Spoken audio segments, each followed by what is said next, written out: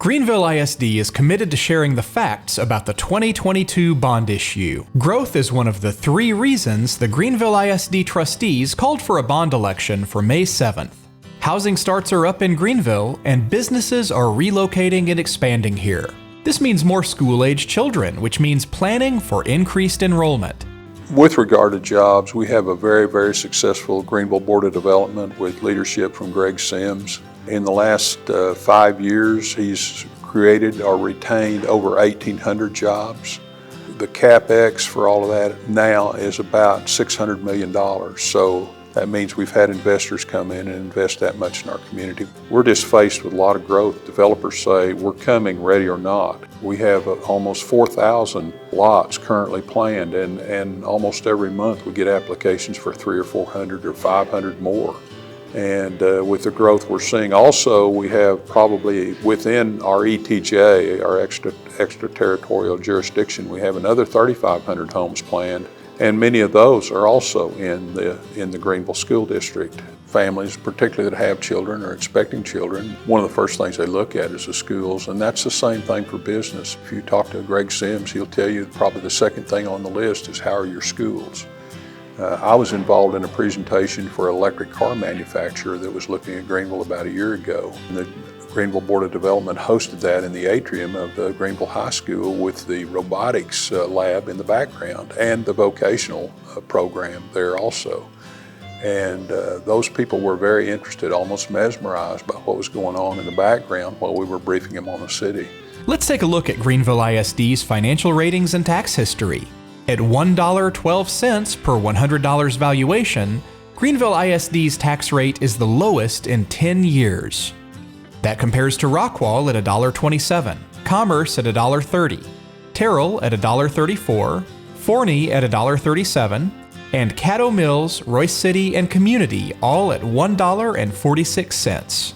If the bond passes, Greenville ISD's new tax rate of $1.23 would still remain the lowest in the group. Greenville ISD is not the only district that is experiencing growth. Here are some recent bond issues that have either passed or are going to the voters. They range from $68 million to $1.3 billion. Greenville ISD has a bond capacity of $267 million. But the Citizens Advisory Committee and the Board of Trustees decided on the significantly smaller number at $169.4 million, which would meet the growth needs for the next 5 years. Now let's talk about timing. The lower the interest rates, the more favorable the scenario for the issuance of bonds. Lower interest rates, combined with Greenville ISD's high financial ratings, allow the district to pay less toward interest and more toward principal. Greenville ISD's Board of Trustees and financial advisors monitor market conditions, and in 2020, they refinanced bond debt to save $20 million in interest payments. The Citizens Advisory Committee did a significant amount of research when considering the bond issue.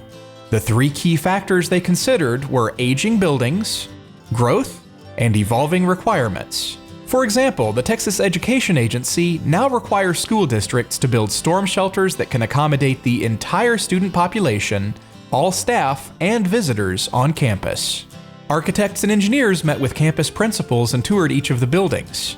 After an extensive appraisal of their condition, they arrived at assessment scores.